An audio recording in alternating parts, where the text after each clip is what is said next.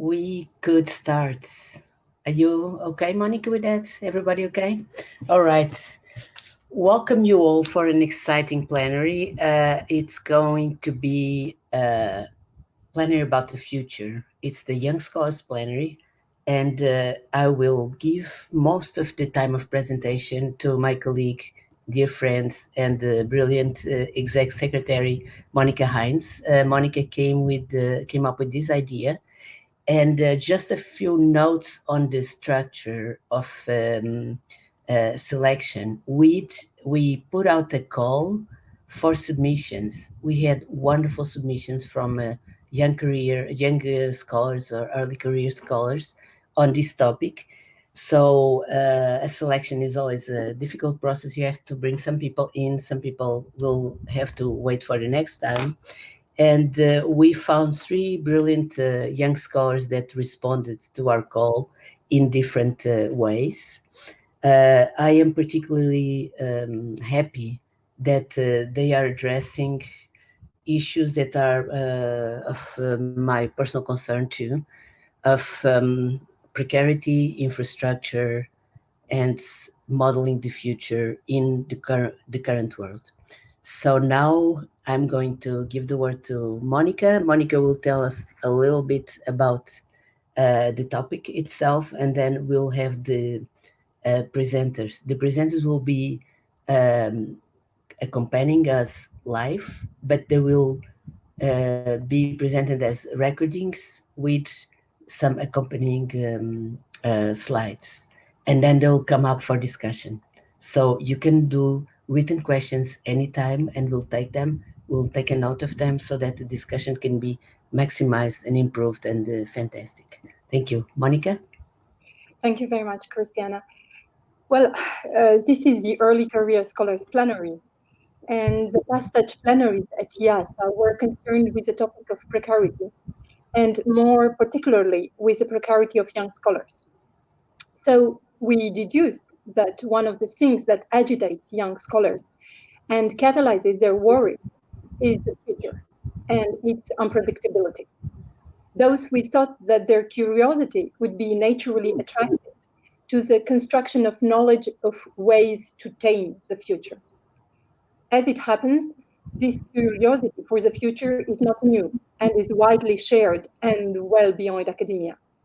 Numerous tools have been developed since Antiquity for guessing the future, predicting, previsioning, projecting, imagining, from astrology to scientific forecasting. Here, to stick up with our young scholars' concerns, we chose to address the tools and actors emerging in work environments to predict the future of labor and consumption and their role in the production of inequality. But let us remind you of the context in which those tools have appeared and proliferate in the global economic life today. While state socialisms or post-war economies anticipated the future through planning, current flexible capitalism boasts about the instant readjustment of economic offer to the changing needs of consumers, themselves loosely and unequally defined. In this context, new actors have emerged that forecast, anticipate, and finally influence the undetermined future.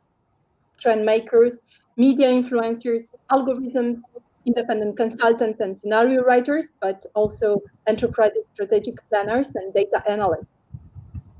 Through the observation of these actors and their instruments, with the help of careful and self-reflected ethnographic methods, we may be able to understand major social trends and maybe also the future of young anthropology scholars. For this plenary, through an open call addressed to young scholars, we have called for recent ethnographies of these economic settings and actors whose explicit role is that of provisioning the future. Out of some many very interesting submissions we have received, we select 3 most original scholars whose recent research bore on such whisperers of the future. We have prompted them to engage more precisely in a reflection on the link between management of the future and the production of new inequalities. Stephen Palmier evoked yesterday the hidden magic and witchcraft existing in some of the closer realities, such as economy. We hope that The magic of these ethnographic presentations will touch you as they open the black box of economy, and from the small places of their ethnographic sites, allow you to see the work of the economy at a global scale and what is more, foresee in the future. Well, we won't promise to you that this is not some sort of dark magic. Hello everyone, my name is Meryem Laghmari. I am a PhD student in Anthropology in the University of Paris Nanterre, and I will present you my research called The Uncertain Future of Trend Forecasters During the Current Fashion Industry Sustainable Shifts. To start with, I would like to give you a little bit of context, because in this past few years, the fashion industry has faced a creative, social, and environmental crisis that seems to make a sustainable shift inevitable. This transition upsets the foundations of market capitalism that leads to readjustment of the value chain and redefines its current jobs. But before digging into the subject, I would like to start by explaining what is a trend forecasting office. My research deals with the impact of the sustainable shifts in the Parisian trend forecasting office, which is situated upstream of the fashion industry and whose work is to anticipate major societal and lifestyle trends. These forecasting agencies' employees are mostly women and as much foresight analysts as strategic planners and stylists. They send their cultural analysis 2 to 5 years in advance to their client companies, which are luxury or ready-to-wear brands in fashion, beauty, and design sectors, under the form of a trend book or by providing consulting services. These trend books are tools that shape the futuristic and creative scenarios with the aim to meet the future needs of consumers. These futuristic concepts in turn are meant to guide the future production, communication, and identity of a brand. These trend books enter the fashion scene at textile fairs across the world. You can see in the picture in the right, and are organized twice a year in order to present the new season to their client companies. During this presentation, I will try to respond to two major questions, which are: could sustainability be applied on a trend forecasting office, and how does it reshape the life of the ones that push the trend towards it? But before getting into the subject, I wanted to explain to you very quickly the importance of its location, which is Paris. So my ethnographic fieldwork was conducted in Paris and lasted 18 months from 2018 to 2019. It took place in the second arrondissement of the city, and more specifically in the Sentier district, which is historically considered as a major center of the wholesale fabric market. Its particular location in the heart of this district gives to this trend forecasting agency not only a status of witness, but also a status of actor in the diffusion of textile trends. The international influence in textiles that the city of Paris benefits from as a fashion capital justified the choice of the geographical location of this field of research. Finally, this trend forecasting office was set up in the neighborhood in the 70s during the wave of emergence of these so-called bureaux de style, which is the name in French. They emerged between 1960 to 1985 and was founded by one of the pioneers of this female movement that you can see in this mosaic that I made. And one of them knew how to democratize fashion by developing textile brands for major retailers. Since the 90s, the agency extended their offer from haute couture to ready-to-wear and diversified their clientele panel with beauty and design advices. Before entering into this agency, I would like to share with you how I got into it. So just so you know, there are just a few trend forecasting offices in the entire world, which explain why their expertise is so private and confidential. Their actors are subjected to a professional secrecy with their client's company, which means that they don't reveal with whom they work with. And that's why also their practices have remained in the shadow for many years and are known for the people who are not in this field. According to an Italian anthropologist called Giulia Minsitieri, the fashion system is at the same time exposed and opaque. She discovered that in fashion everything happens as if excessive exposure to light made the realities and internal rules of production impenetrable, obscure, unknown, and sometimes deliberately hidden. Therefore, having access to this specific niche was very difficult for me because my anthropological research generated mistrust and hostility due to the privacy of their knowledge and its economic issues. So I could enter this agency as an intern first, and then I continue my research by being an internal employee from 2018 to 2019. I was part of the perspective team, which name will be changed here. For an anonymous matter, and is composed by Mona, Freng, Anna, Gaia, and Fanny, which is an intern. And I followed the process of making their trend book called Visions. In order to understand how this team operates, we need to understand how this office is organized first.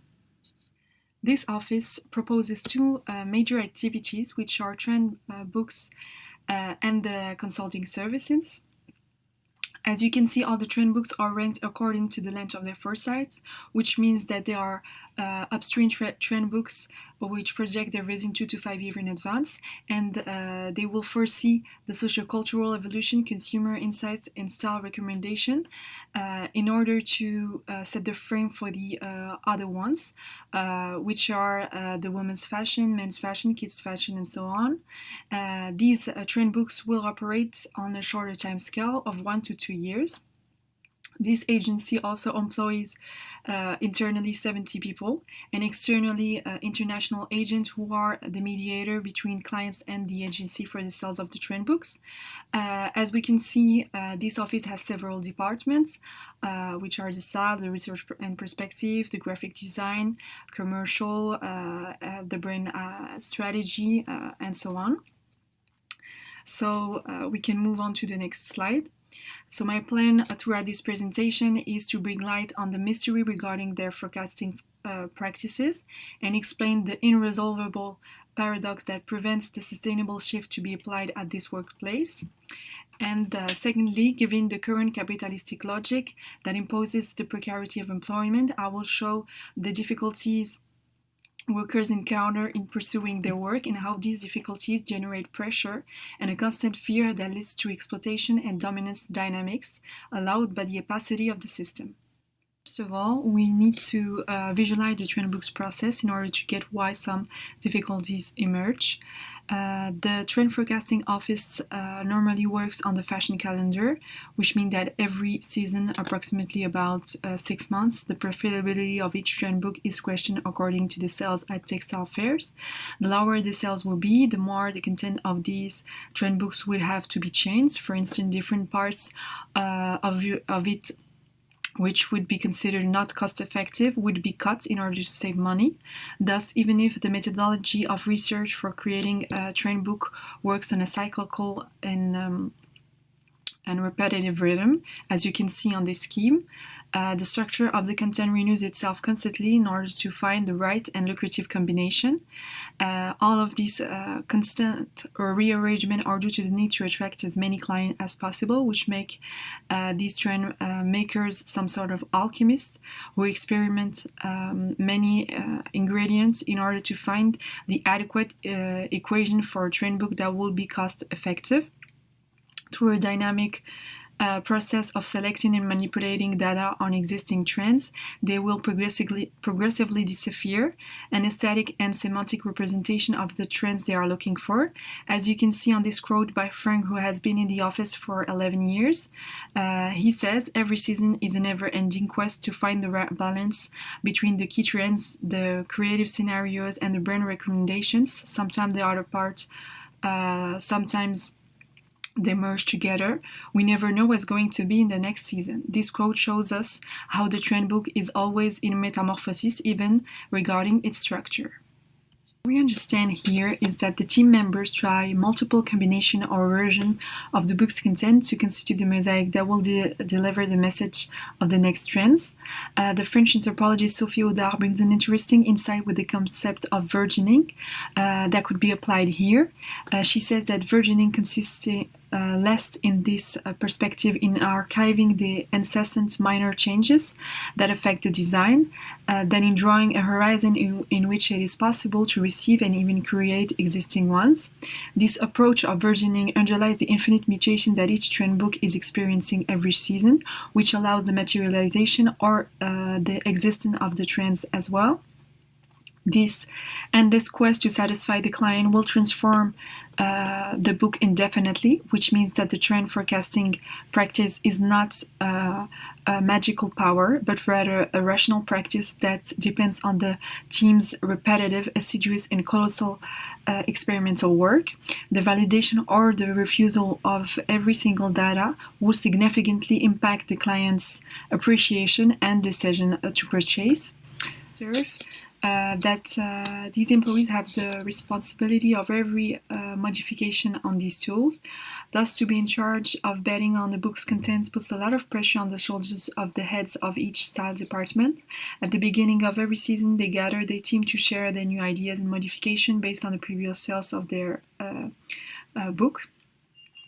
Laila, who is the head of the beauty department, shared with me before we started her book season her anxious feeling. She says, I feel a huge pressure on my shoulders because my team and the department depends on me. If I'm wrong on my future decision, the book will not be sold and my team and I will go home. If I manage to maintain the book, I will save the team. So this quote means that saving the books means saving their job. So these pressures tend to reset every season. These actions, which are taking risks and having an individual responsibility, are eminently neoliberal, since it is a founding treatise of financial capitalism and stock markets. This spirit has spread across creative and cultural industries in order to be incorporated by workers. This is why these sectors have been erected as prophetic figures of the future's work due to the inequalities that have been reduced to the individual scale, which help capitalism maintain and reproduce itself. This stressful situation mentioned by Laila was experienced by the prospective team. After 6 months of working on the upstream book, the agency's hierarchy decided to stop its production because of the very low sales, which led to the dismissal of the head of the department, Mona. The uncertainty of the market puts its employees in a very uncomfortable and vulnerable position in a way they are living according to the client's whims. Furthermore, the responsibility that was put on these workers enabled them to quit their job for two major reasons observed in this study. First, they take the challenge to save the job personally, and secondly, the lack of resources pushes them to feel guilty to leave the agency because it will eventually give more work to their fellow co-workers. So the uncertainty of the books and the sustainability of their job has a subordinate effects on them as they feel trapped by this blurred future. This constant quest to follow the market fluctuation creates an asymmetrical relationship where the actors feel pressure to respond to the content and time expectation that we will see later on. Even if employees are fully aware that they respond to the consumer's need for novelty, they're not aware that they are creating it. In fact, thanks to the capitalist logic that is nourishing this need and this desire, they think that their job is to serve it.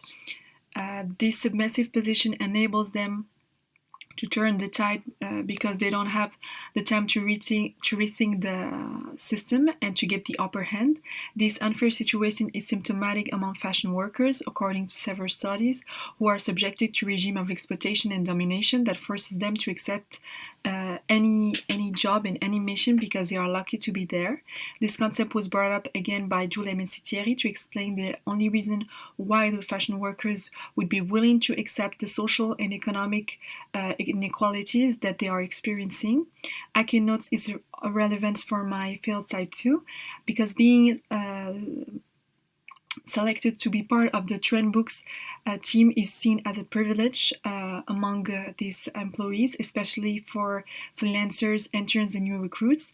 Even if there are specific teams assigned to their books, the number of collaborators oscillates on the season budget. So the uncertainty of the group's openness makes it a moving team on every season, which cause a lot of insecurities because they don't know on who they would rely on for the next book. The unsureness of resources and the constant fear to lose their job explain why these workers are willing to accept any mission. Due to the high competition in the fashion laborers market, these temporary workers consider themselves lucky to be chosen. To preserve their job, they will show how much they are available, flexible, and effective in a short period of time by being 24/7 at their disposal. As a French stylist freelancer told me, who was working with a Chinese client, she had to adapt to the jet lag during the whole time of the mission in China in the hopes of gaining more visibility in the agency. So this visibility constitutes an asset in and of itself in this agency, which means that it is a symbolic capital. This visibility of my field site did not convert in any money due to the precarious salary wages in this industry in general, but the reward was to be able to get the job. Being recognized in this agency as one of the participants on a trend book represents a reward which generates a sense of pride among them. The respect between internal and external employees is based on how many times they've been working on a training book and on which one and which season. And finally, this unpredictability of the relaunch of a trend books makes their work very special to them by saying this sentence like, maybe it's the last one, or I consider myself very lucky that I could work on this book before they shut it down, as Anna shared with me. On the next slide, we will see that this luck has also its disadvantages. The general uncertainty in this workplace is also caused by the time scale imposed by this particular system. All employees have only short periods of time to prove themselves, as I explained before. In this logic, they will work beyond the 8 hours of their normal working day by working during nights, on their spare time, or even on weekends or holidays to finish their work. This frenetic pace causes a lot of anxiety and maintain the fear of losing their job amongst them, and even cause a few cases of exhaustions or burnouts that I have seen during my field work. According to Jardin in London, this fear of not succeeding, the fear of not being badly evaluated, or the fear of not being up to the task, of not doing as well as so and so generates anxiety, and sometimes accompanied by psychological disorder, fatigue, and nervousness. So this ongoing fear imposes a disposition of time that impacts 2 temporal dimensions. As you can see on my agenda, that is completely full. The personal time seems to be swallowed by the overwork, but the overwork is also out of their control, because in this case it is the book's production team who has the power and the authority to choose the numbers of days for their respective work on each tool. This finding led to the conclusion that this agency controls both the personal and the work time of its employees in order to respond to its economic calendar.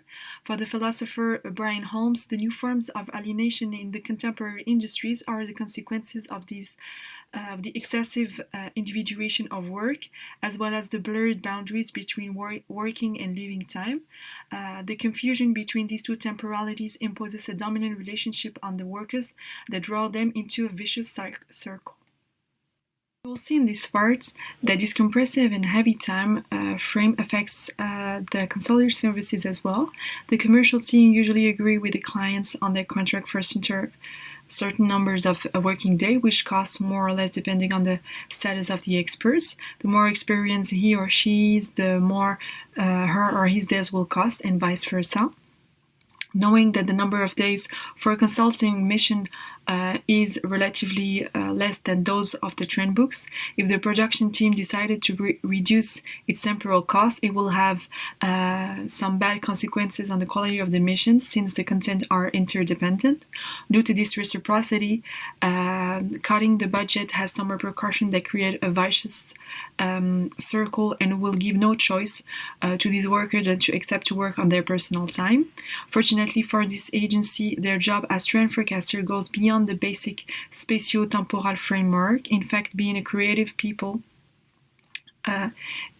it is a never-ending job that requires to keep an eye on everything that is going on in and out of the office.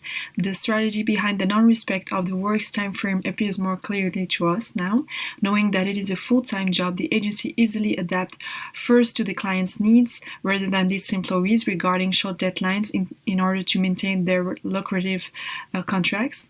Doing a creative job and activity avoids having limits on this workplace, which allow professional prerogatives and deadlines to be the first priority. What we will see here in this slide is that being excessively available to get the job done is a way of staying subordinate to the agency, which imposes a surreal time dimension, where the official number of days spent on a project will never represent the actual reality. To keep track of time, employees have to report their numbers of days on an Excel file organized monthly, which will inform their superior on what they did on a daily basis.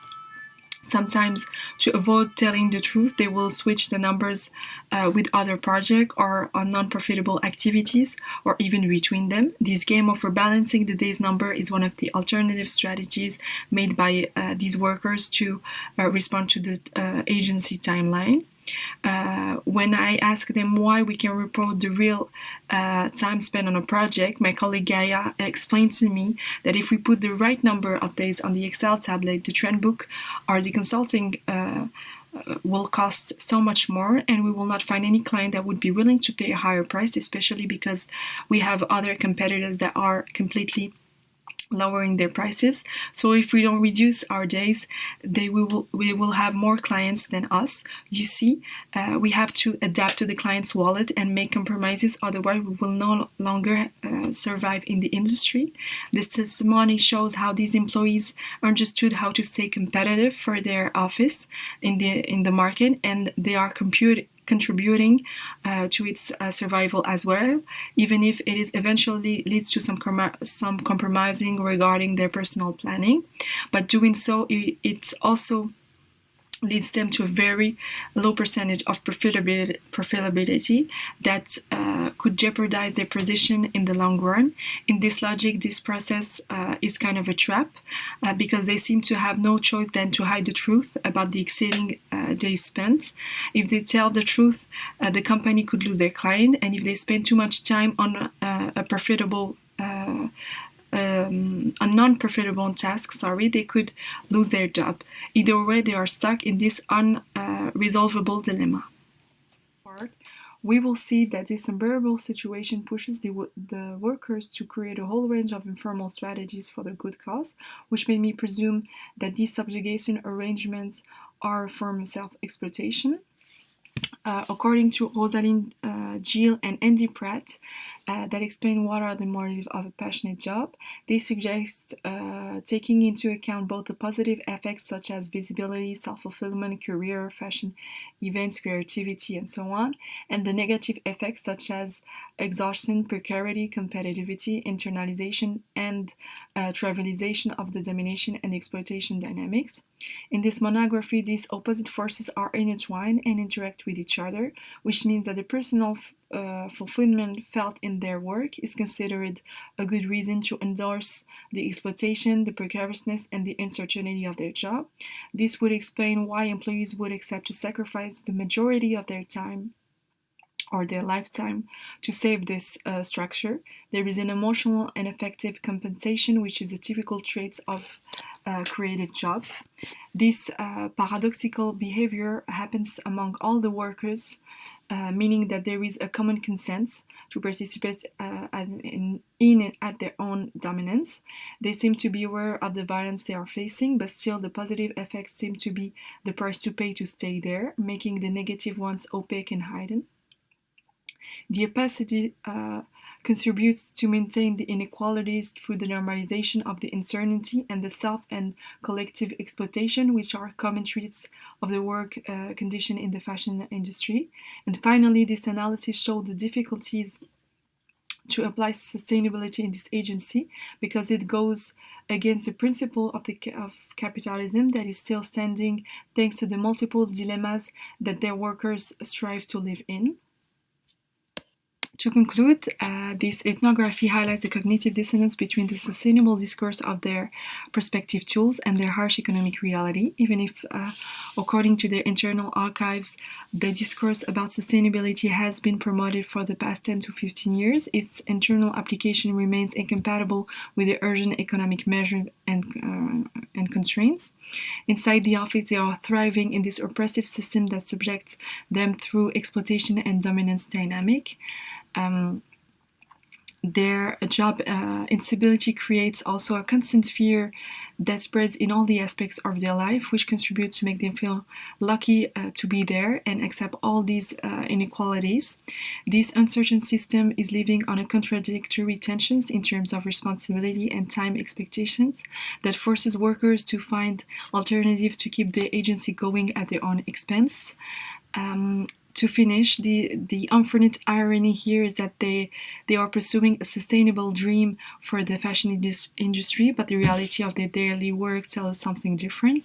This unsolvable problem is exacerbated by the actual pandemic of COVID-19 that confronts them directly with their ability to forecast the future. Moreover, the upcoming economic crisis will eventually stretch these different gaps and dilemmas by putting the responsibility or even the blame on the employees until they are no longer able to stand. Thank you so much for listening to me and watching my presentation, and I will be happy to answer to your questions and your comments. Thank you.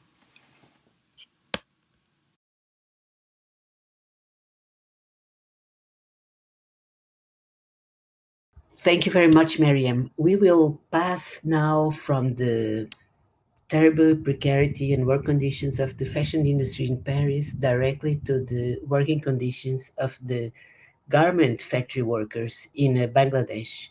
It's my honor to present our young scholar, Mohammad Tareq. And Mohammad is a scholar, assistant professor at the University of Dhaka in Bangladesh. And I'm now, okay, ready? Mohammad Tareq Hasan, welcome. Good evening. Thank you all for being here. Today, I'm going to talk about regulations that originated in pursuit to control the future of ready-made garment production in Bangladesh. I basically focus on the ways workers have experienced renewed emphasis on auditing and corporate social responsibilities. Today's talk is based on my ethnographic fieldwork between 2015 and 2018 in one factory and in the locality where the workers lived. I'll start by describing a scene from the factory. I was on the production floor when the general manager came to check it out, as an auditing team was possibly visiting the next day. He was looking at the crochet machines, trying to find loose needles or threads around them. As he left the scene, I saw workers laughing and mimicking the GM's posture and the way he walked. As he went closer, one of the operators, Joel, asked, "Did you see what the GM was doing here?" I said, "He was here to prepare for the audit tomorrow, right?" Everyone laughed, and another operator, Sharif, commented while laughing, and I quote, "The GM knows nothing. He just looked around for the needles, and he easily could have overlooked many faults. If the compliance officers briefed us about the requirements, we could have prepared the floor better than he does. We work here, so we are better at managing the factory floor." Unquote. This fragment from my ethnographic fieldwork indicates some of the workers' feeling about the factory management and the spectacle of factory auditing that supposedly aim to control the future and arguably shield workers from the exploitative labor conditions. The scene I just described characterizes Bangladeshi garment industry that had been undergoing so-called polygonal safety net programs since 2012, following a global urge for improvement after Tajrin fashions and Rana Plaza disasters in consecutive years. Following the global demand, a range of new future controlling instruments were designed. The Bangladeshi government took initiatives to improve the future of labor in the country. The Department of Inspection of Factories and Establishments started evaluating existing factory conditions and suggesting remedies so the future could be equitable. Besides, different international buyers had their own regulations and checklists for factory inspections. Multinational buyers had formulated two regulatory bodies, namely the Alliance and the Accord, that suggested remedy and pressed for ethical codes of conduct in factories. After 7 years of presence in Bangladesh, these multinational bodies passed on the baton to the newly formed Remediation Coordination Cell and RMG Sustainability Council in June 2020. The checklist for factory inspection included issues pertaining to building safety, fire safety, access to safe water and sanitation, access to personal protective equipment, salary and leave of the workers, work hours at the factory, etc. Thus, new intermediaries were designed to ensure improved working conditions at the industry working as the supply chain of the global commodities. Overall, audit inspection came out as an important regulatory instrument aimed at structuring factory controls and enhancing accountability and transparency about production flows. Besides, different garment industries also started to give medical facilities to its workers as part of their corporate social responsibility practices. These initiatives were undertaken, it was argued, to ensure a fairer labor regime, to ensure that factories complied with new ethical codes of conduct. International buyers wanted audit inspections of factories before placing orders, and audit inspections also occurred during the production phase. Nevertheless, the emphasis on auditing and compliance turned auditing into a business. Usually, the third-party companies provide certification of international standards such as social audit to assess the social practices in workplace and factory audit to assess capacity and capability of a factory. Moving on, I will discuss the form auditing of factories has taken and workers' experiences of it.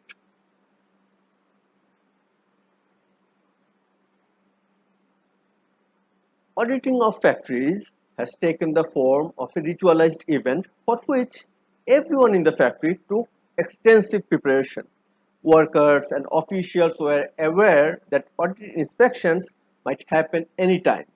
Thus, they prepared considering the requirements of ethical labor practices. One can think of auditing having three phases, namely preparation, the event, and the outcomes. Now, I'll briefly outline the preparatory aspects. Before an audit inspection, every required aspect was rightly put into designated places. Once, as an audit inspection was expected, the paramedic of the medical center run by the factory had taken out the expired head balm from the first aid box. Finding no head balm in the box, two workers came to the healthcare area to ask for the medicine when, incidentally, I was present. I saw them use the head balm that the paramedic had taken out of the first aid box. Afterwards, she said, and I quote, "Since an audit team is coming, I had to take out the head balm. The managing director knows that new supplies of these medicines are not in stock. I have to take such medications out so that audit teams do not find any expired medicine in the first aid box. If they found any, the factory would be blacklisted." Unquote. Thus, I claim that the spectacle of auditing was carefully staged.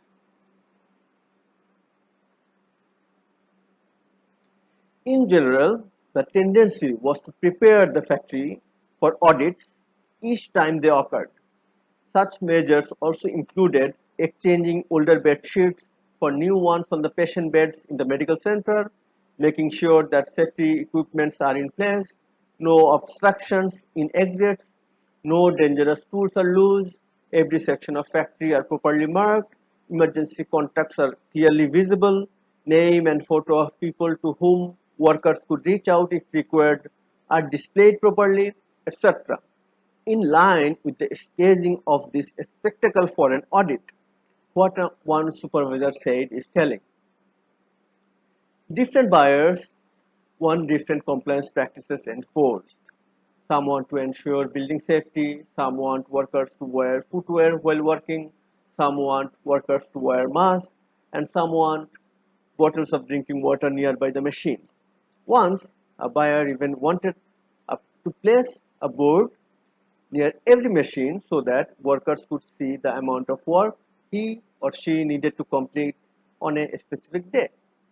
We have to comply with all of these requirements and we do so accordingly. They get what they want. For an audit inspection, the factory was prepared materially as the comment quoted depicts. From here, I move into the experiences of auditing, the different actors that were involved along with their respective roles. Since new regulations rendered compliance to specific labor practices mandatory, audit inspections have taken the form of an exorcism that are likely to expel the supposed ill practices from the factories. The factory appeared as the center of the exorcism. The auditors were the exorcists, and they used different mediums to see if everything was in order to continue the events of production. The workers and the officials were agents of assurance who confirmed existence of malpractices or an improved labor condition. We also find some agents of disruption in the process, workers that jeopardize the outcome of the ritual for the factory by revealing the practices that violated the law. There were elements of assurance, such as the company documents, information visibly displayed on the production floor, and other material things in different parts of the factory. Auditing, as a verification ritual, is performative in nature. Overall, there are insights to be gained from the process of preparation and the performance during ritualized event that produced a common stress and anticipation of achieving the desired result, that is, the work order. There could not be any flaws, otherwise the outcome of the ritual will be menacing, leading to loss of work for the workers and the factory. The agents of disruption could have been the mechanism that helped producing a better working condition. However, the rituals of verification did not install any safety checks to contain such agents. Many who were dissatisfied about the labor practices did not disclose the exploitative practices because it might risk everyone's job by losing the work order. Now, I'll give glimpses of the outcomes that auditing of factory compliance generates. Audit inspections had a dual purpose. On the one hand, passing the auditing is necessary for the factory to continue operation, and on the other hand, the buyers aim to identify a factory that has specific certifications of ethical labor practices. Regrettably, both the purposes are achieved while the workers are further pushed into dispossession, as the rest of my talk will explain. I will discuss three issues, and the first one is about workers' suffering. Many times, the workers reflected that due to the pressure of maintaining different standards regarding labor rights, the factory devised strategies to bypass them. And some of the compliance practices became tools for the factories to control the laborers. For example, the particular work regime, an 8-hour working day with limited overtime, resulted in intensified pressure on the workers to increase their production rate. Due to the enforced work schedule until 5 p.m., supervisors became stricter and workers got fewer breaks during the workday. This reflects why the rituals of verification do not really produce results that from the worker's position are desirable. Moreover, auditing creates new dispossession, which is my second point about the outcomes of auditing. Sometimes, innovations for improving workers' bargaining power disempower the workers to some extent. During my stay at the production floor, I noticed on every floor there were pictures of labor and social welfare officers and different workers who were part of labor welfare committees. I asked the worker about these posters, but they were surprised by the question.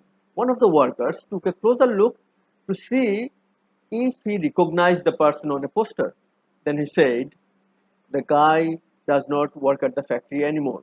He continued, and I quote, "Malek is the worker leader now, appointed by the factory. During his selection, the factory manager said he is a good worker and has been working for many years. However, he is not active in raising his voice, does not talk much, and agrees to the range of wage given. The Labor Welfare Committee is formed with laborers who do not have organizing and negotiation capabilities, and thus they support the factory during disputes about on-time salary payment or increasing the piece rate." Unquote. The Workers' Welfare Committee are non-functional. Workers could not always protest against the management and instead continued working. A worker revealed the complexity by saying, and I quote, "We cannot leave work because we have to survive. I do not think of changing factories. If I go to a new factory, I might suffer more." Unquote. It resonates with the workers' fear of losing job that forced them to take the side of the factory during the rituals of verification. The auditing of compliance in this respect has declassed the working class. Overall, because of these experiences, workers perceive the goal of factory auditing differently than what is publicized by the corporations and the regulators. And this is my third point on outcomes of auditing. A facet of compliance focused on workers' physical well-being. On the production floor, posters hanging on the wall displayed messages regarding the possible health hazards. Some stated that workers should use masks so that the dust from the yarn do not enter their respiratory system, a problem that could lead to tuberculosis and asthma. Further, the posters cautioned the workers that they could be injured from the needles used in the machines or the weight of the crochet machine if it fell on their feet. However, workers hardly followed the guidelines.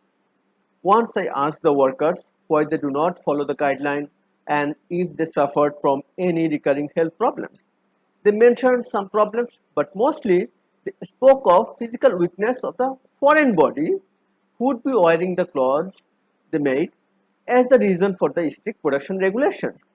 The production process, the safety maintenance, washing and metal detection checks of the clothes before shipment were in place because foreigners are weak and might fall sick easily.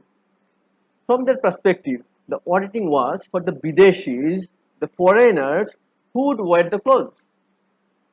Now I will talk about the effects of corporate social responsibility practices that besides auditing is another major intervention.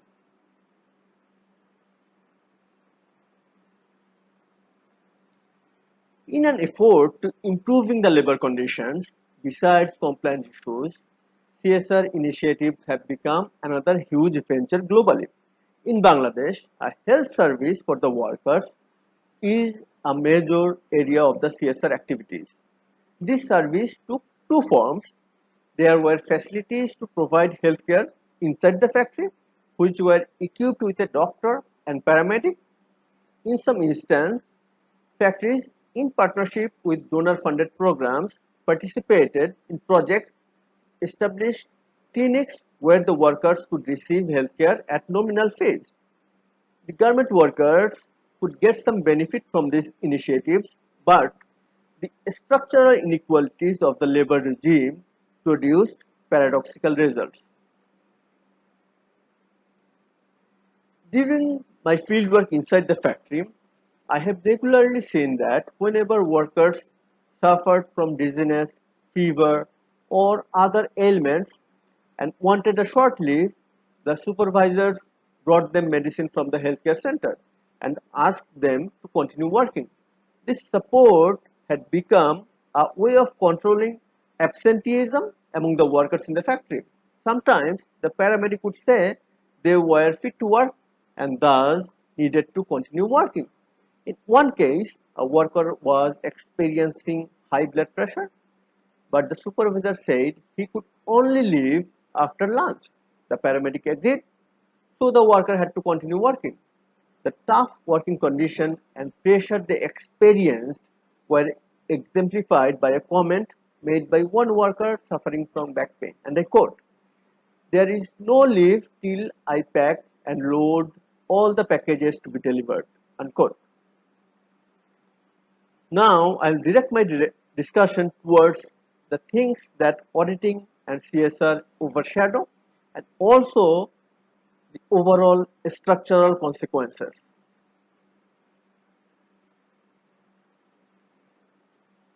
These different scenarios that I described so far reflect how auditing can become just part of bureaucracy and a form of increasing the number of regulations and paperwork, but without generating favorable effects for the workers. The ineffectiveness of the auditing in creating any substantial improvements in the labor conditions had shaped confusions about the purpose of the regulations, and during, during my time at the factory, the responses of the paramedic and the workers' experiences of auditing revealed the flaws of a technocratic system applied to improve the labor conditions. It produced a form of governance or gauge that sought to maintain strict control over the production regimes. Moreover, we can identify major structural altering impacts. As I discussed, the uncertainties that failing an audit inspection may bring generally structure workers' experience of it. The fear of losing work order that these instruments for improving labor conditions has set forth, in turn, brought the workers and the factory management on the same side, blurring their class positions in some respect.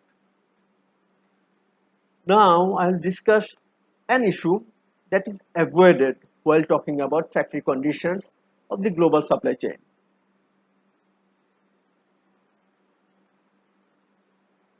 This frontage of the industry is worth mentioning because I understood from my fieldwork that global brands' buying practices had contributed to the exploitative conditions. The pressure or consequences of low prices and quick shipments were borne by the garment workers. The workers were forced to work extensive hours of 12 to 16 hours a day or even more to meet shipment deadlines. And if for some reason a shipment deadline was missed, the responsibility was placed on the workers and used to justify low salary in the future. Here we can also see how the specific date of a shipment would be an important time if looking from the perspectives of the workers.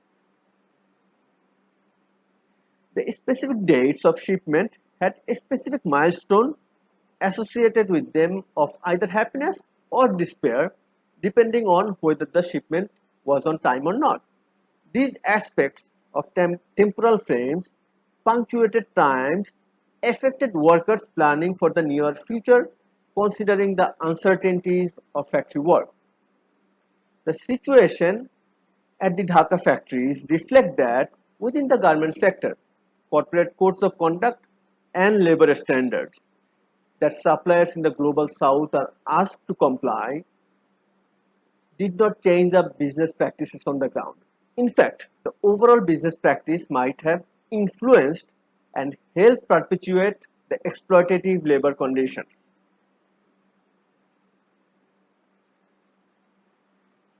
As conclusion of this talk, I claim that even though the rise of neoliberalism has diffused production of commodities increasingly into the global arena, the labor practices remain highly localized. Thereby, the new regulations such as ethical and social compliance guidelines and new instruments such as auditing and CSR for controlling the future of labor have turned out to be paradoxical. Auditing and CSR create multiple subjectivities, including confusion about their purposes, and thereby produce an ordered disorder in factory. All of these forces culminated in producing waves of dispossession in garment workers' experiences at the factory, who could not even reveal the real labor conditions. Thus, the previsioning instruments became tools for ethicizing and validating the exploitative business practices. Thank you all for listening. I'll be more than happy in replying any of your queries. Thank you so much.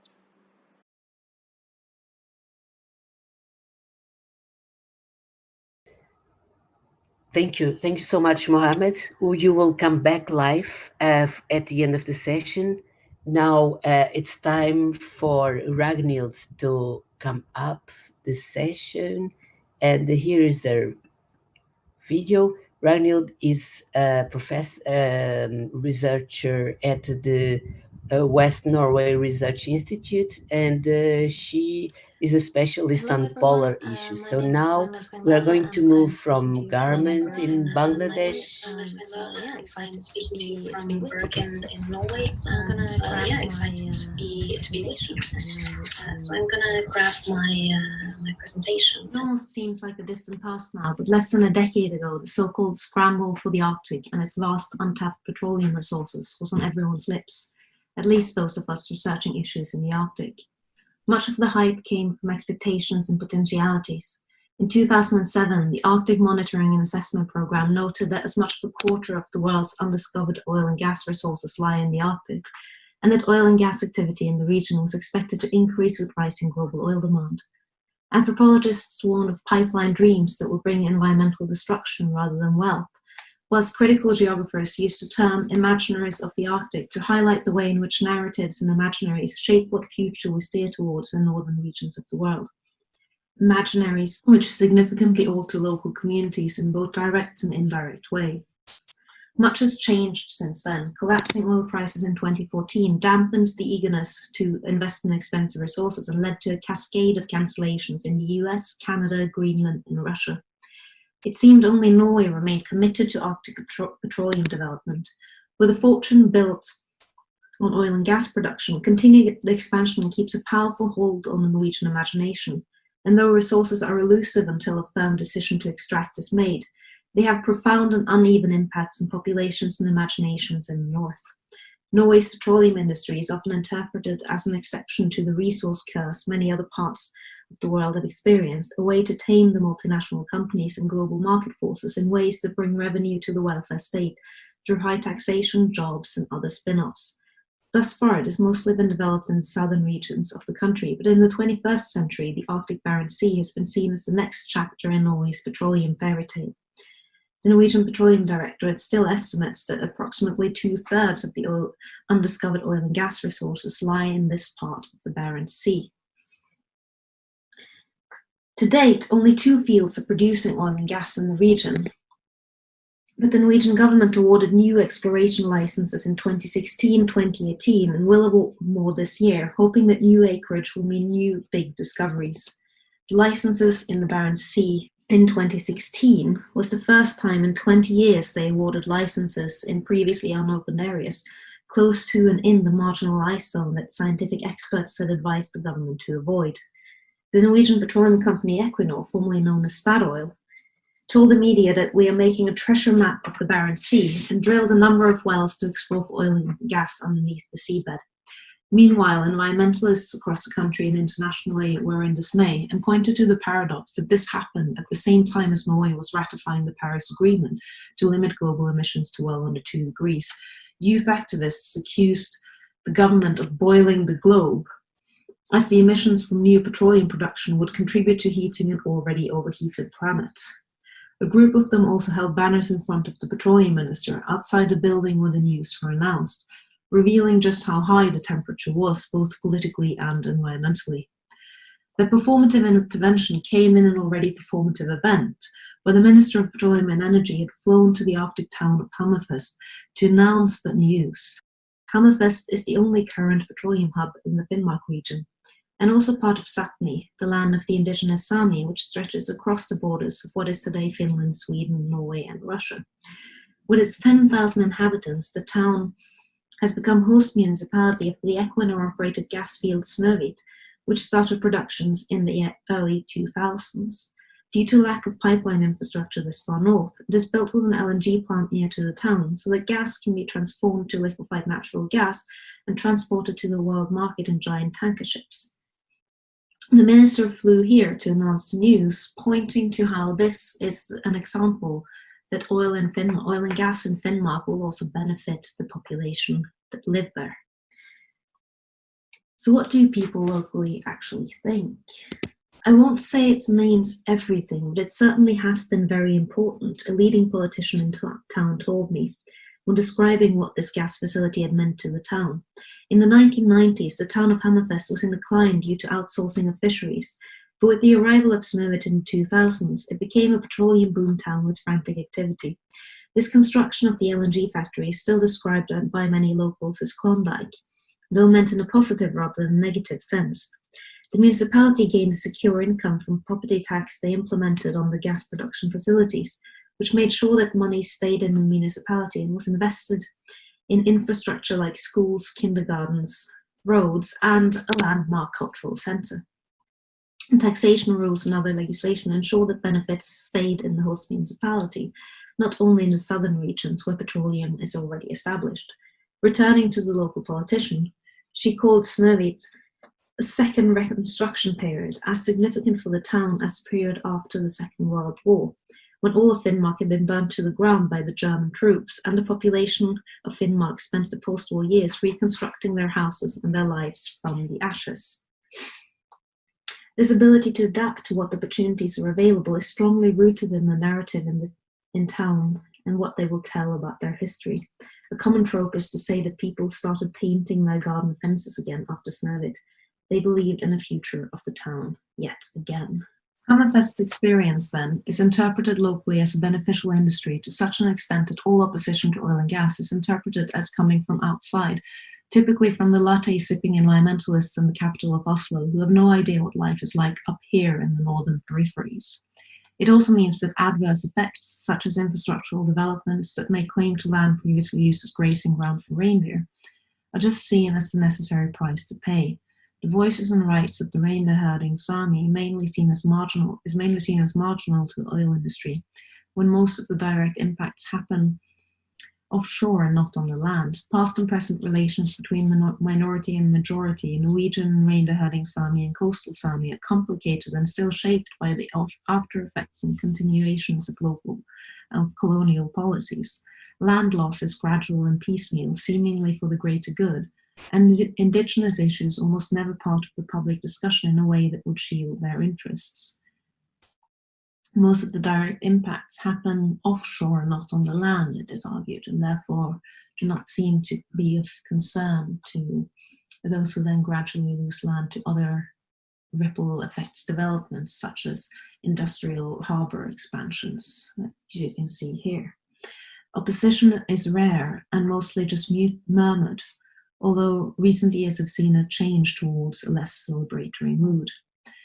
Until recently, Hammerfest has been used as a proxy for what petroleum development in the Barents Sea will come to mean for other parts of coastal Finnmark. Such was this expectation that when the oil company Eni Norge was planning the Goliath field, which you can see in this picture, local communities saw it as their right to get a piece of the pie. Costs eventually led to the establishment of an offshore infrastructure with no onshore components, save an office building in Hammerfest that already had petroleum competence, and tasks for the local supply industry who were preparing the platform to go to the field, as you can see in this picture.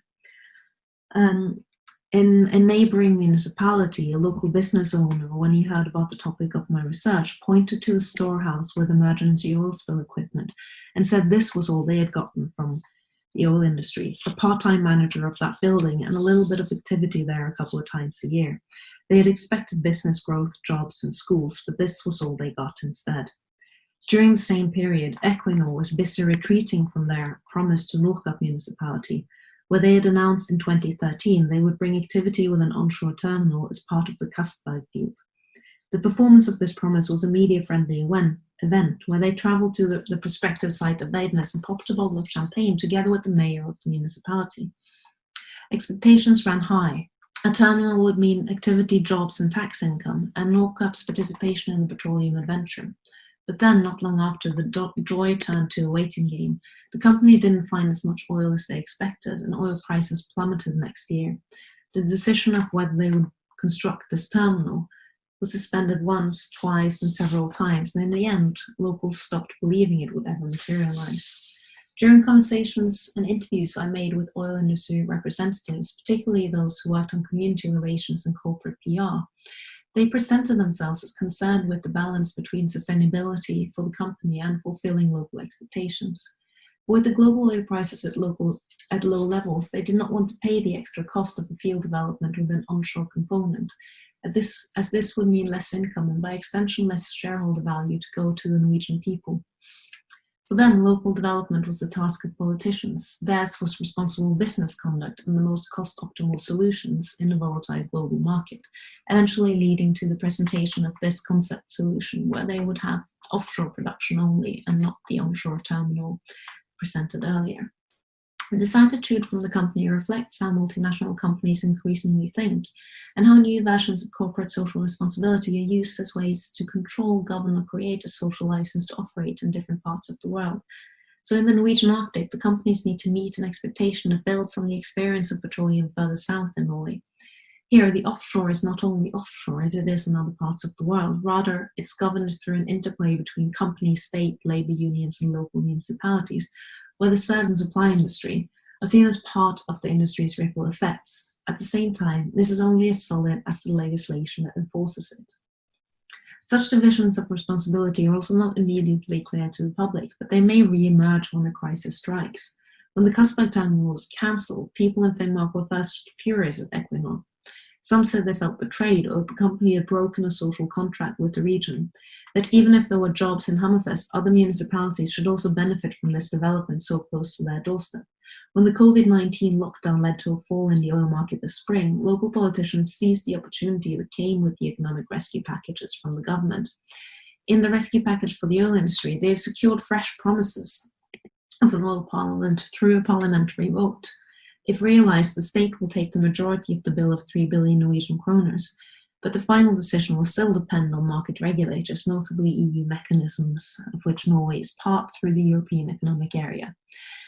The joy is still taken as a victory. No, this is still taken as a victory. As you can see here, local politicians and mayors from the Labour Party in the region are celebrating with champagne yet again. So this highlights how the development in the Barents Sea cannot be separated from the developments globally or from national regulations, and also how the Norwegian insistence on finding and developing resources in the Barents Sea will depend on the future of the oil market and climate regulations. Studies that examine which oil may be at risk of being unburnable if the world stays within 1.5 degrees of global warming draw a bleak picture for the future of Norwegian oil, as it's expensive and with little current infrastructure, as you've seen already. This has, however, mostly failed to impress within the carbon communities when they gather at petroleum conferences in northern Norway. Here, Arctic oil and gas is presented as the next step in Norway's petroleum adventure, with technology, costs, and a harsh Arctic environment challenges the Norwegian petroleum company as well. The Norwegian petroleum industry is well prepared for. None of my interlocutors at these conferences who worked for or were invested in petroleum openly said this was a threat. Rather, they expect to find something, though now they are searching closer to the infrastructure already in place, such as the Castberg field, rather than up by the treasure map they explored in 2017. The Norwegian government, however, also awards licenses even further north now, towards the edge of towards the ice edge and up towards Arctic Svalbard. Yet again, to controversies from both environmentalists and natural scientists who argue that the ice edge cannot be moved by humans. It is where it is, no matter what political compromises are made.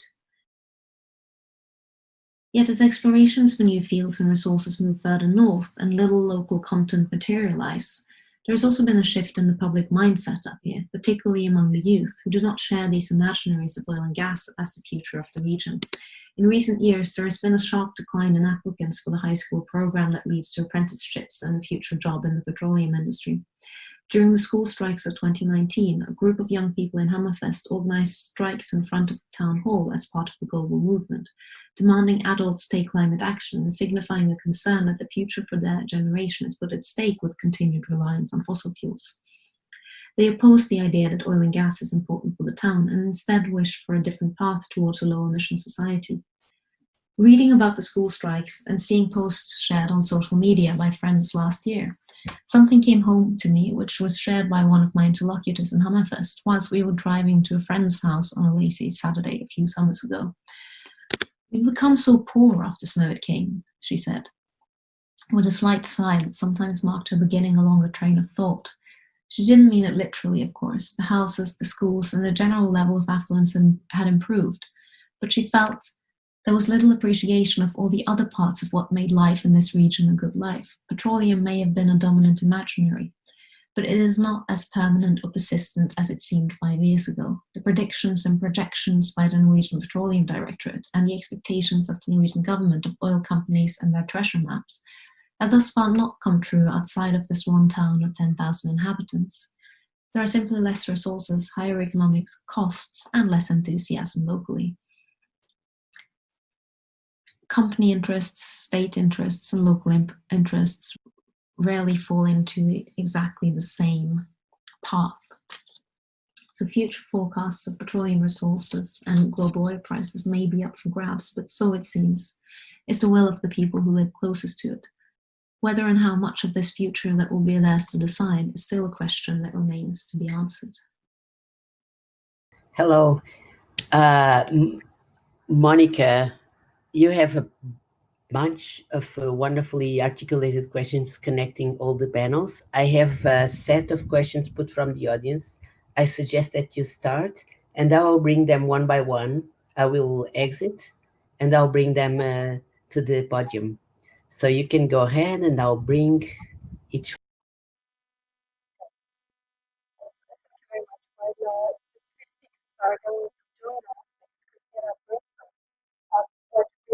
Do first is probably take the questions that are clarification questions, because I have seen some of them coming, so we'll probably have to spot those first.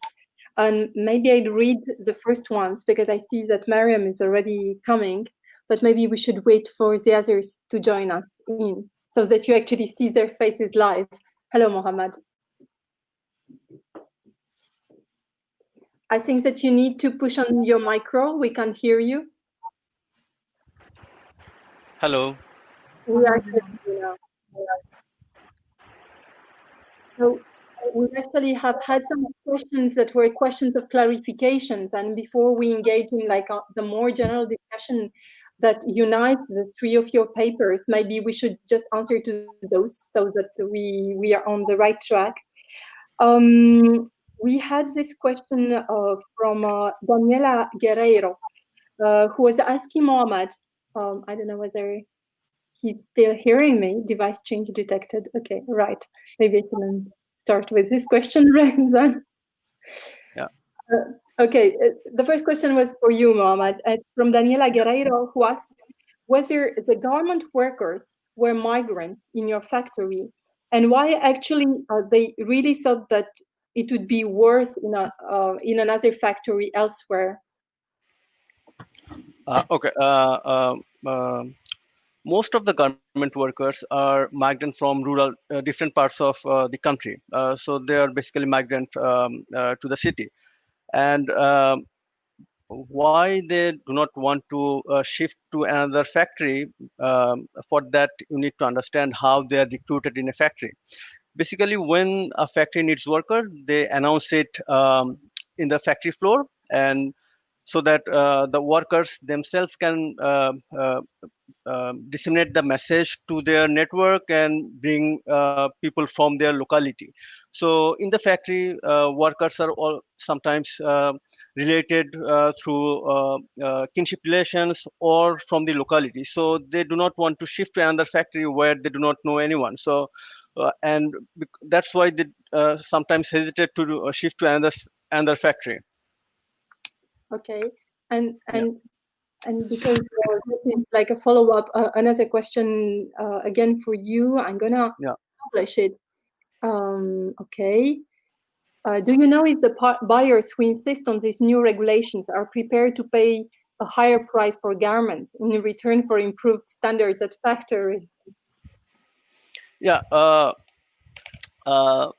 Basically, what I know from the factory owners and factory managers, that uh, uh, price of products have gone down since 2004 2005, so it hasn't been increased over the years since the regulations of 2012. So the factory owners and factory managers claim that buyers do not want to raise the quotations. So price of the products haven't been increased with the factory regulations.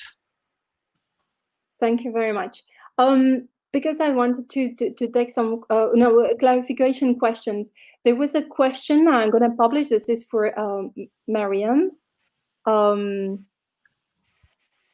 It was about your relation actually to ethnography. So how did you get in? How you managed to be an intern there? And the follow-up of the question, which I see, is that you got your authorization to go there. Yes, I will answer to it because, as I said in the beginning, it is a very close industry and it is a very close also field work. And I could get an authorization to enter the company through the status of an intern. So thanks to my my PhD, I could have an authorization, and from that, they taught me how to predict the trends, and I was part of the team. And then after, when I learned how what are their practices, they wanted me to be part of their team so that we continue the work. And also I was able to get there because I was very transparent about my research as well, and I told them what I was going to do there. It was not hidden, it was very clear. So I think also that was one of the main reasons that allowed me to enter, was to be very honest. And they was all at the beginning it was very hostile, but then it changed because I gained their confidence, and from that they were very willing to put me on every project that would also help my research as well. Thank you very much. And from this question, actually, I mean, the more general questions that we will have for all three of you. What can anthropology bring to this forecasting and scenario making through its analysis?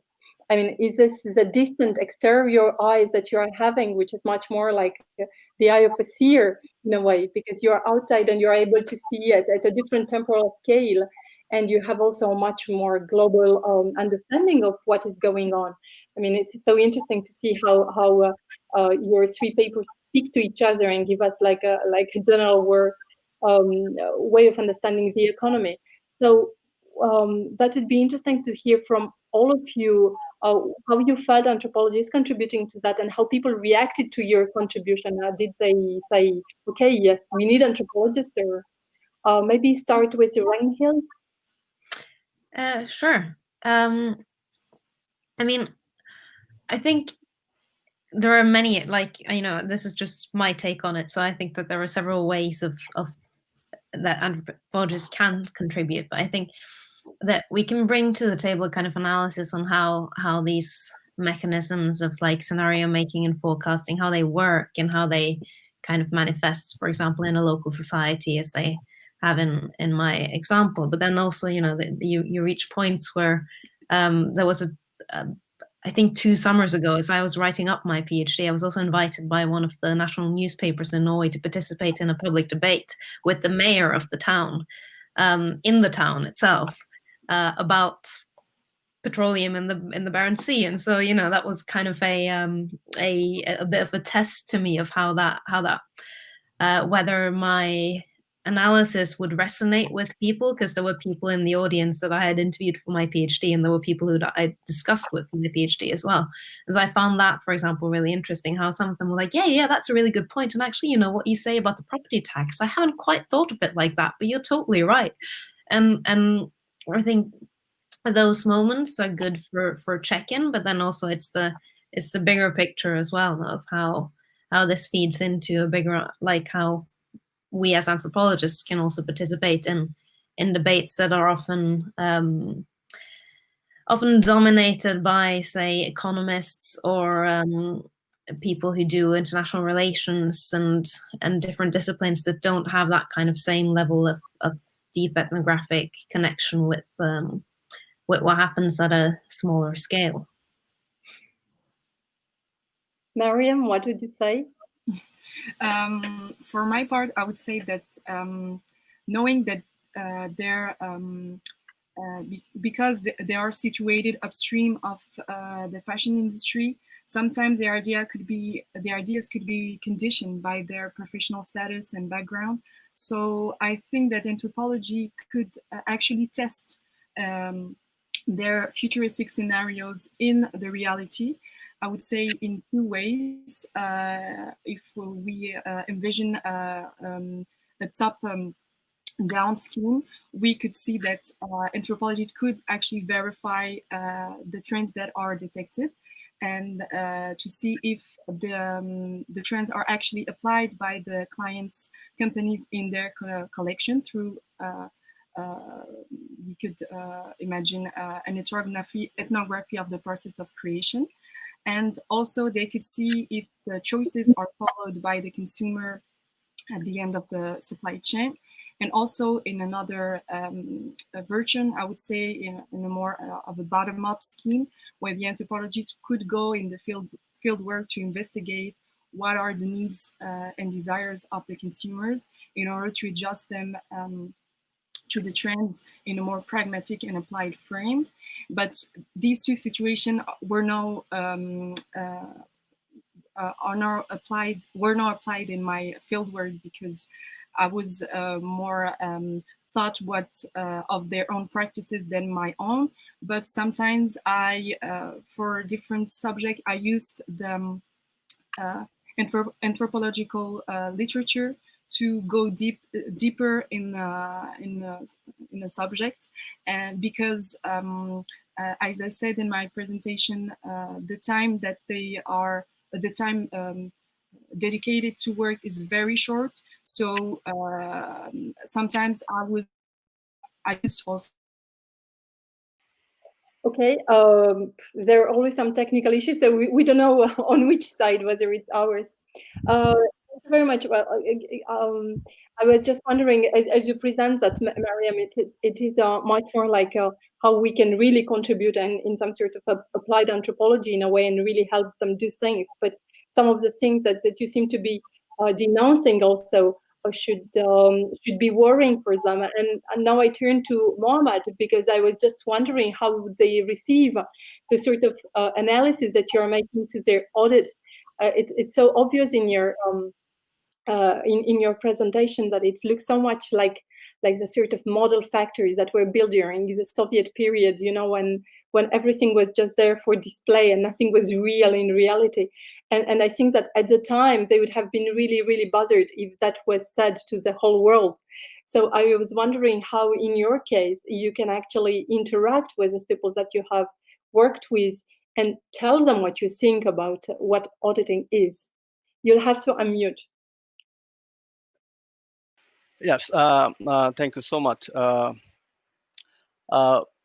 Basically, the thing that works in the factories is we can see different changes happening since 2012. So it is still very staged, the auditing and corporate social responsibilities, but things have changed. Otherwise, I would not have been able to do work inside the factories. Factories are more open now, so that they're trying to improve the situation. But what is issue of concern is that the buyers or the brands that placing orders are keeping themselves out of the scene. With all the focus is on the factory and how the factory could be more equitable.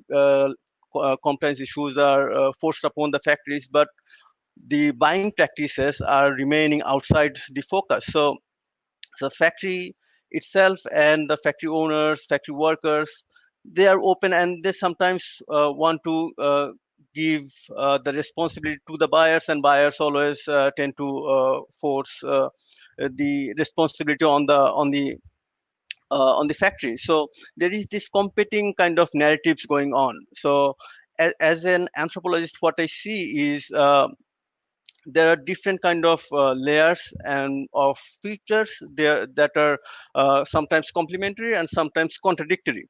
So auditing, CSR, new laws, etc., all are in place so that millions of workers continue to work in the industry. But the workers, in many times, do not imagine themselves as industrial workers in the future, because they sometimes want to go back to the village life and live a stable life in their understanding. So there is this competing and alternative visions of future that this auditing, the factories, the buyers want to put forward, and what the factory workers imagine for themselves. It's interesting because that was quite apparent also in Ragnhild's presentation, that there are layers of what is good, what is economically good for the local people, and maybe the good life that they were having before also was another thing that they could refer to as being an ideal. There are always yes, but, and different points of view at different times also as things were evolving. But because we are turning towards this issue of what the sustainable shift to do, let me publish Felix Ringel's question, who says that you're actually painting quite bleak pictures of the implementation of sustainability logics around the world. So the question is, are we currently failing on this, or how do you see the project? Sorry, I did not catch you. There was a. I see the questions. Are we currently seeing sustainability failing, or does it continue to make a difference to want to be sustainable and to make this ecological transition towards a world where there is less oil or less pollution from the textile industry, etc.? That was his question. I guess I can start again, unless someone else wants.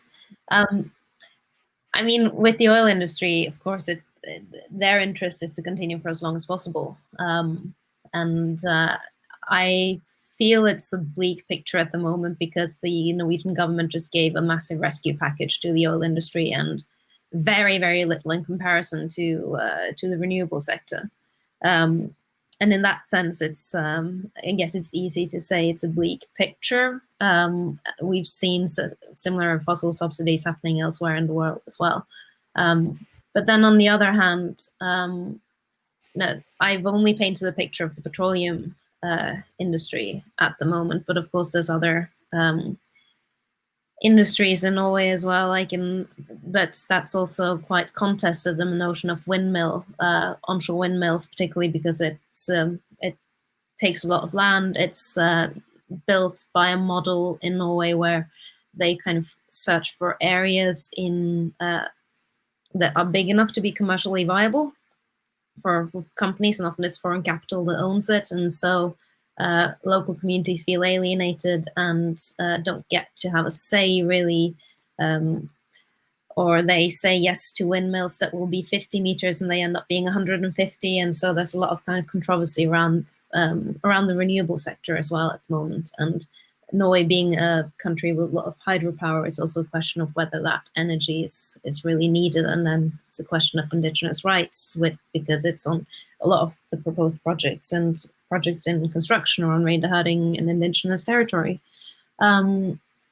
So in that sense, I mean, I feel a bit bleak right now, but also as I kind of came into at the end of my talk, there is a real shift in what the younger generation is aiming for and wanting, and that isn't to say that the petroleum industry isn't a big and powerful industry in Norway as it is elsewhere in the world, but it is also a clear shift in what careers people want to choose, and also what kind of politicians will be in parliament in a couple of years, and what that will mean for a shift actually taking place. So it's maybe not fully as bleak, but it really depends on what kind of imaginaries of the future we choose to follow and what paths we build, and not locking more capital and all of this into the fossil fuel industry. So it's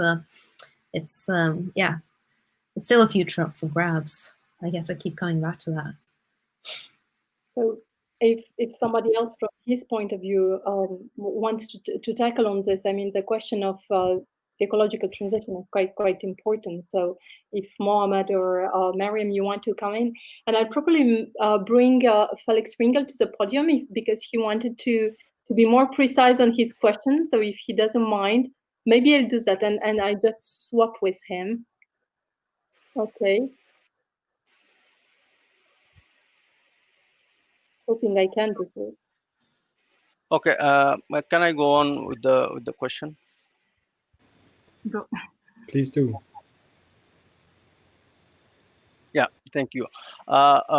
In terms of sustainability questions, like it may seem very bleak from the outcome of auditing perspective, but if you think about overall social changes in Bangladesh, there is some positive changes also, because in 1980s, early 1990s, there was very low participation of women in salaried work, but now there are almost 5 million women workers in these garment industries.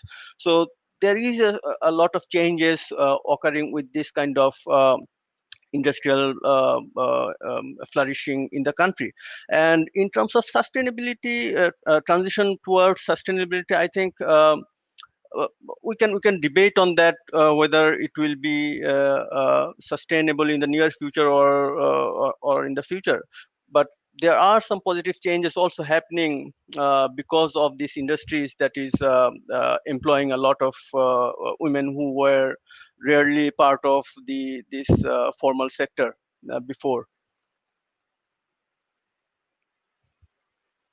So maybe let Meryem also respond before I bring back Felix.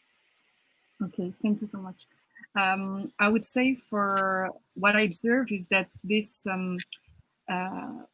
at the beginning, I really thought that sustainability would be applied in the company as to see seeing how much they were talking and speaking at different on their website, on their social media, etc., about how they believe that sustainability is not even for them a trend, but is actually a huge movement that will change the future of how we live and how the society will be. But what I discovered is that sustainability for them is more as an utopia, where they consider themselves not the actors of the sustainable shift, but more as the medium or as the messenger of this huge shift that will change the society. So for them, they focus more on their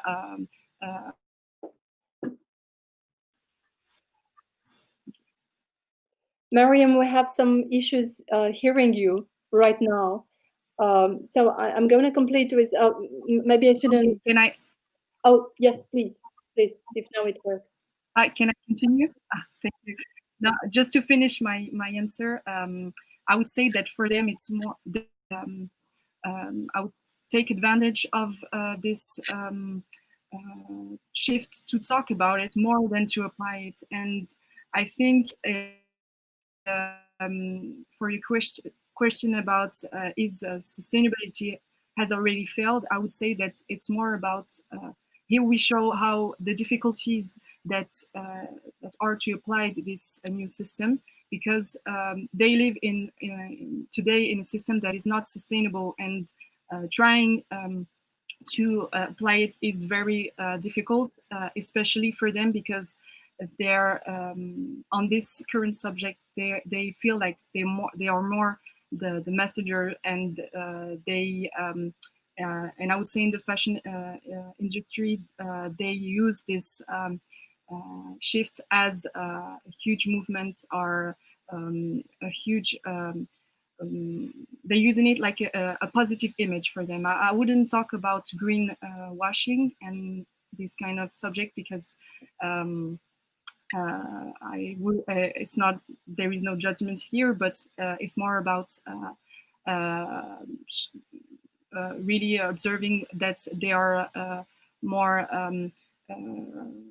sharing this new shift than apply it like a political part, I would say, or party. But it's interesting because you didn't hear me well. Yes, we did actually to the end. Thank you very much. And actually, your whole paper is about this tension between what is economically possible and what is ecologically desirable, and how difficult it is to go out of the system because you are caught in the system. It was interesting because you said at some point that they create the novelty. But they are not aware of creating the novelty. They think that they are serving the client by inducing this sort of speed change, that is sort of forcing us into even a tighter schedule. I was going to try, I hope that answered Felix Ringel's question in a way as what anthropology can expect sustainability to do in the present future, at least from the point of view of your fieldwork. And I'm gonna publish another question, which is about temporality for all three of you. What ways of working with time, temporality, helped you in thinking about forecasts, predictions, and audits? I'm going to publish it again. How did you think about this? Did you use some particular tools or framings? So the idea is how you think about, how you imagine and think about forecasts and predictability and about time. If anybody wants to jump into the questions, which is quite philosophical. Just jump in first again, if no one else.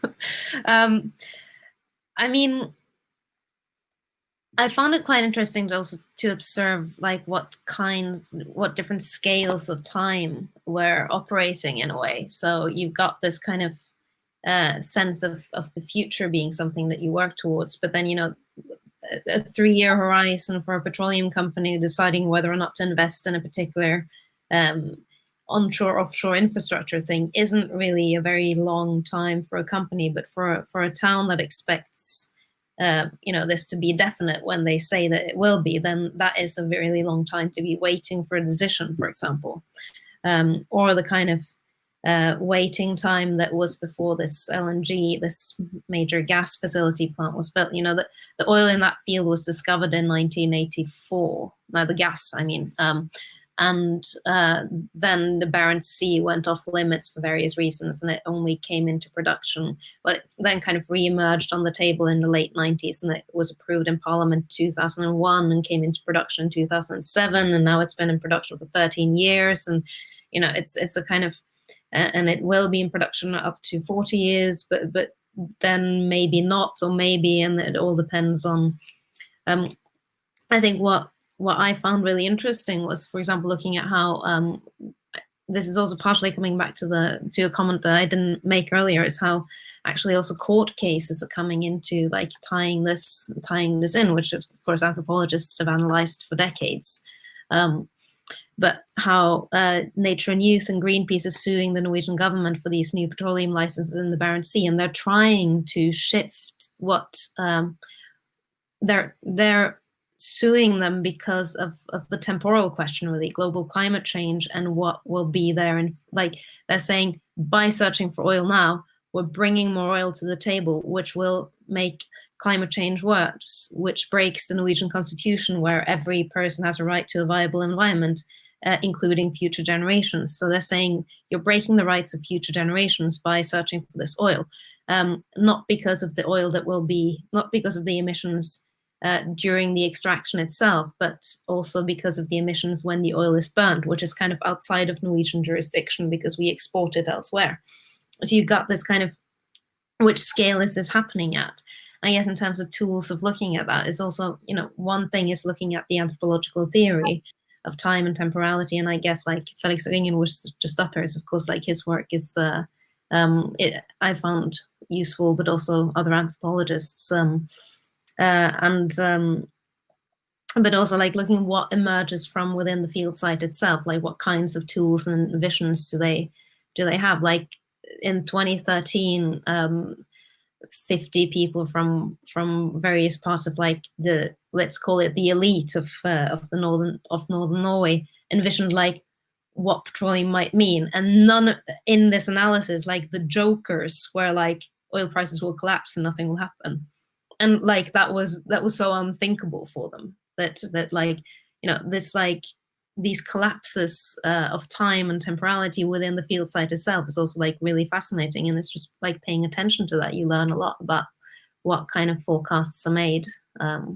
Yeah. Any other, I mean, I don't know whether Meryem or Mohammad want to pick up on this one? I can respond very quickly and let Mohammad answer after, if it's okay.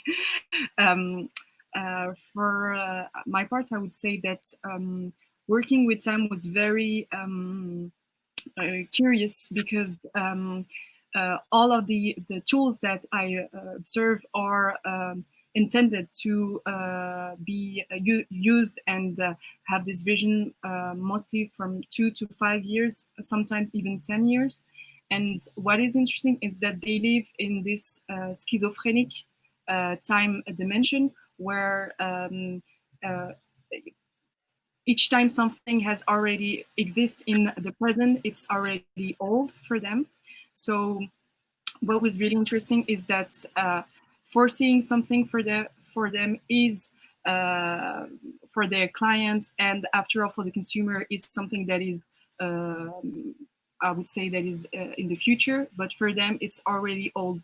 So they constantly live in this paradoxal time frame, where they and even, I'm sorry that I couldn't also share in my presentation the real content of the trend books that I've been working, because when I was there in 2018 and 2019, the books that we worked on, it was for the season in 2020. I signed a contract with them, could publish the content in 2 years, because it is very private, and so you can see like how the time is very controlled in a way, and is yes, very controlled, and also they try to tame it as much as they can in order to have an influence, I would say. I don't know whether Mohammad wants to come in on these questions, or you're not obliged as you feel. No. Questions, you know. Yes. For me, what triggered me to write on this future thing is, if we look back in Bangladesh's history, this industrialization or economic empowerment or economic development came through in different phases and in different there were different actors. Like after the independence in 1971, there was this huge structural adjustment programs, infrastructural development programs. All these wanted a kind of future, that is, we want our golden Bengal back. So now there is this frame of becoming a developed country by 2041. So there is this long forecast that this government and NGOs are looking forward to. But how these kind of long forecasts have impacted the life of the people in ground, that seemed to me interesting issue to explore. So I for me, what emerges as an issue is like, for how the understanding of future changed, we have to look back in history. So in history there were different phases and different actors that worked towards a particular future, but that didn't come up. There was new forecast, new future that was imagined, and how the people adapted with all these kind of new projects. So that was my motivation of working in this field. Yeah. Thank you very much. There are some more general questions that we sort of discussed in our preparatory meeting, if you remember. And one of them was the current question is, what becomes predicting after the COVID crisis? Do you have any evidence? Do you have any idea of how all these actors all of a sudden are questions? Because obviously they haven't seen the COVID coming and all the changes that are going to come. And with this crisis, all of a sudden we discovered that that lots of things were forecasted, and that we are not actually jumping into the future as it were. There were lots of things that were already prepared for us. All of a sudden we had all these politicians coming up on the TV and saying that they didn't have a crystal ball, and then we realized that we normally didn't know what was going on in the future. So all these advisories for companies, all these people who are foreseeing the future as it was before the COVID, and obviously the COVID is going to change things, are they more legitimate and more in demand, or on the contrary? I mean, some of you are probably not directly in the field for now, but most of them are still very close to the locations in which you have conducted your ethnographic fieldwork. So if you can give us a hint, that would be really interesting to know, and more in line with what preoccupies us today. Which one would like to? Mohammad. Yeah. So standing on the setbacks of COVID-19 pandemic, like we come across like forecast of economic downturn, as well as like there is a possibility of rebounding. So in the last month, our finance minister has announced a budget for the next year, and he predicted kind of 8.2% GDP growth. So I mean, like, and the COVID pandemic has for the garment industry, basically there was around 5 billion worth of work cancellation. But now we are hearing there is 10 billion worth of new order coming in. So like, I think in the future, on this setback, there will be more predicting tools and actors. So we can claim that they did not foresee many things and question their legitimacy, but I think there will be more future controlling actors coming in and tools following the pandemic.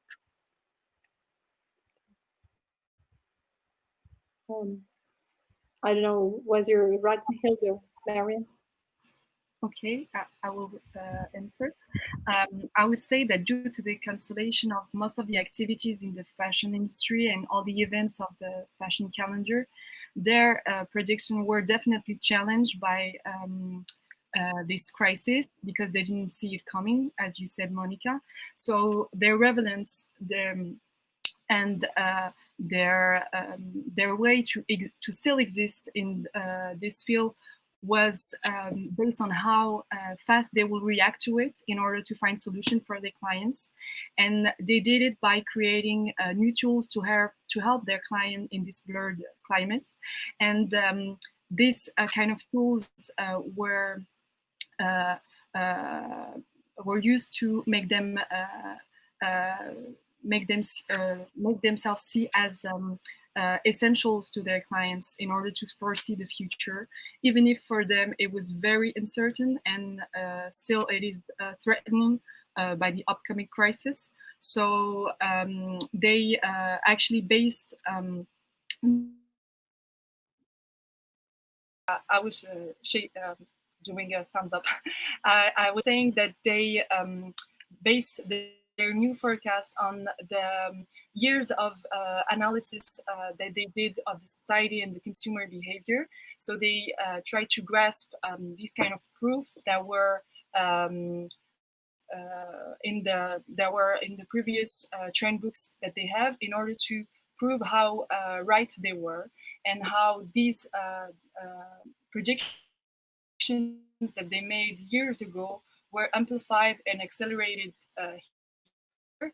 So in a way, they use it as an opportunity to show how much they were right about a trends prediction in the past. So in my previous work, in my master degree, I talk about the archaeology of the future. And in this particular crisis, I have reopening the object because they gathered all the previous analysis that they made in the future in order to create a timeline where they can justify the truthfulness of their prediction.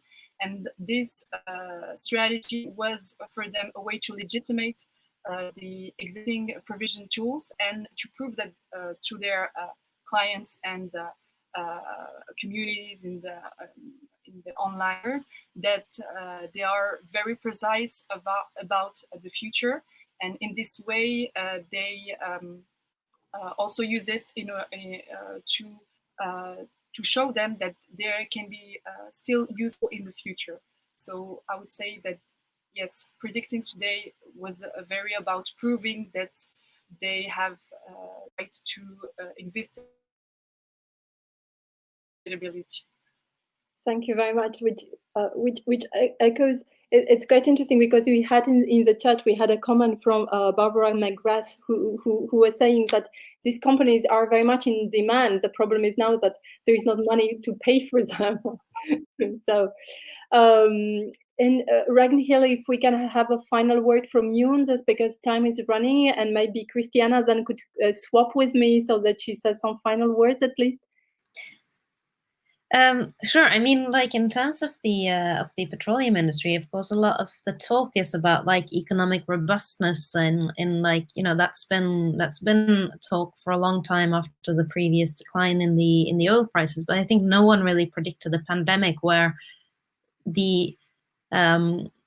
where oil would where you know, the market would drop so much because people aren't flying or moving around anymore. So that kind of took them by surprise in many ways, but and that's also like the nature behind why they needed a rescue package. But actually the Norwegian politicians went kind of even further than the petroleum industry themselves wanted, which in itself is an interesting kind of way of who thinks what is needed for recovering from a pandemic and kind of what that means for future. But I think the more kind of there's a really common saying in a lot of like Norwegian district municipalities that they need kind of more legs to stand on in the economy, etc., so that you diversify to not be as kind of vulnerable in case of a downturn in a particular industry, because so many of the small communities are really like dependent on one industry. It might not be the petroleum industry, it might be the fisheries. You know, 50 years ago it was the textile industry. Before that was outsourced to different countries. So it's a kind of, I think the pandemic is like this massive upturn of events at the moment, but it's not like the first or the last crisis that will disrupt the future that there ever is. And so I think that, say 10 years from now, we'll probably analyze this in a different way than we are now, as we're kind of running a foot ahead with it. But it surely will. I think it will change a lot of things because it shows the vulnerability in a different sense than it has in the past. Thank you very much. I'll have to thank you very much to all of you, because those are, we still had some questions that we had thought about before, but this is time to finish, because there are activities going on 1 hour afterwards.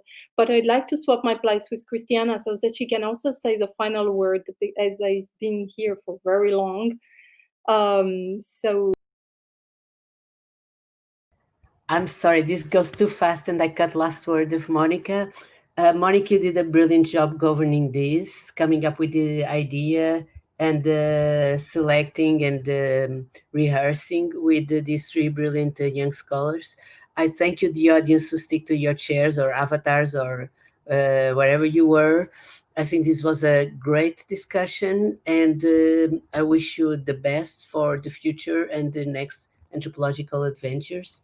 We have another session with the journals now, so whether I see you there or go for a drink or whatever time you are in the planet, thank you very much. Thank you. So much. Thank you so much. And gotta go now. 7 sharp. Thank you. Thank you.